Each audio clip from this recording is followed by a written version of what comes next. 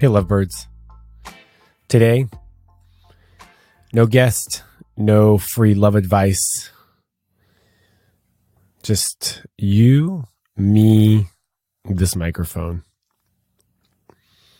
And a conversation about letting go. And how hard it is to let go. And how necessary it is to let go. There are a few things in this world that we can actually control. Two of those main things are your actions and your reactions. That's pretty much it. That's it. That's what you can control. You can't control whether you'll get that promotion. You can't control whether they will call you back or want to go on a second date with you, or even on a first date. You can't control how somebody feels about you or what they want to do with you, whether they want to start a relationship or not, whether they want to have sex with you or not. You can't control that. It's completely outside of your control.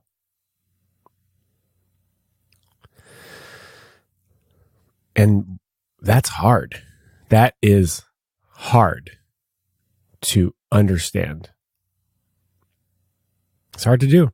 Letting go is so hard to do. Can you let go of what the rest of your life will look like? Can you let go of how the relationship that you're in will pan out? Can you let go of whether you're going to have kids or not?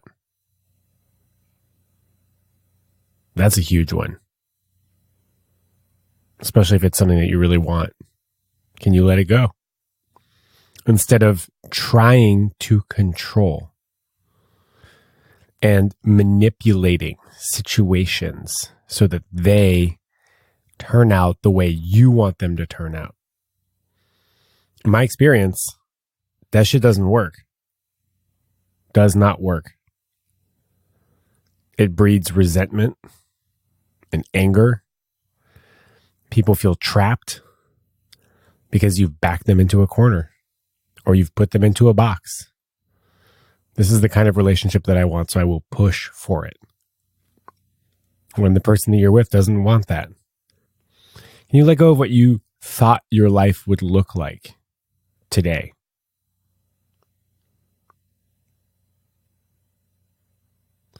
Can you let go of comparing yourself to other people that have what you want or think you need? Can you let go that you have any real idea about what you really need? This is incredibly hard work. Letting go is some of the hardest work that you will do. And it's absolutely required to live in reality. Most things are outside of your control. The sooner you get used to that concept, the easier life becomes. You can't even control your moods most of the time. Sure, there are things that you can do to affect your mood, but at the end of the day, you're not in control of that either. You might know that exercise makes you feel better, and one day you might do the exercise that normally makes you feel better, and you don't feel better. Can you let go of the results? Letting go doesn't mean giving up. Nope, not at all. It doesn't mean sitting on your hands and letting life pass you by. Nope, not that either. It doesn't mean sitting on your couch waiting for that perfect person to walk into your life or that perfect job to appear. You can control your actions and your reactions, which means that you are in a position to influence your life. And you can, if you want, you can influence people also if you choose to. You can't control how it's going to turn out or how they're going to feel about it. You can try. But you can influence your life by working harder. Let's say you want a promotion, you can work harder. You can figure out what is it going to take, or what does it normally take for people to get a promotion, and then do those things and then turn over the results. Turn over is another way of letting go. You turn it over to something else that's not you, the universe, the spirit of the world, God, a higher power, whatever. Faith. You can do the work and turn it over. Same thing with your relationship. If there's conflict in your relationship, you can do the work, whatever that work happens to be, to repair whatever needs repairing, and then you let go of the results because you're not in control. Because for the most part, everything in life involves other people that have dreams and fears and needs and ambitions and traumas and past experiences and false stories and limiting self-beliefs and all that shit that most often conflicts with all of your stuff. How could you possibly control any of that, knowing that there's another person, another sovereign being, an independent person that has their own stuff? You can't. But you can let it go and let the world and life do what it does when you don't intervene.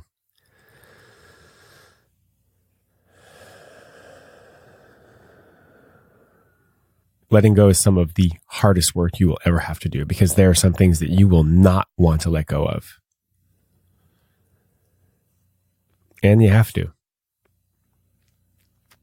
Letting go is a lot like meditation, right? In some forms of meditation, there's an object that you focus on. Oftentimes it's the breath, because we do it unconsciously and it's always present. So we can focus on the breath. And invariably something happens. A thought pops up and we go with it. We start to explore that thought, and the next thing we know, we're thinking. And then we bring it back to the breath. And we do that over and over and over and over again until the timer goes off. Letting go is sort of like that. Let's say you send somebody a text message and they haven't replied back in a while. And you start getting anxious. What does it mean? Do they not like me? What are they doing? Oh, I saw them post on social. How come they haven't replied? I know they're using their phone. You start to get anxious and fearful. What does this mean? What does this mean about your relationship? Is there going to be another date? I don't know. You start to freak out, and then you let it go. You bring it back to letting it go. And for a little while, everything's fine.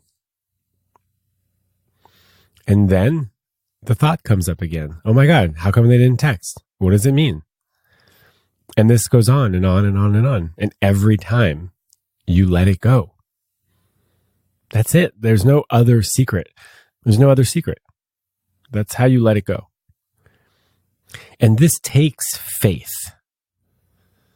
It does. It takes trust that things will play out the way they are supposed to play out without your intervention. And faith that it's going to turn out okay. They'll text you back or they won't.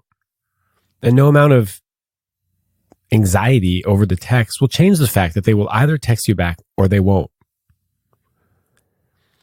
That the relationship that you're in is the last relationship that you'll ever be in, or it's not. That it'll never end, or it will. You can't live in a perpetual state of trying to control everything.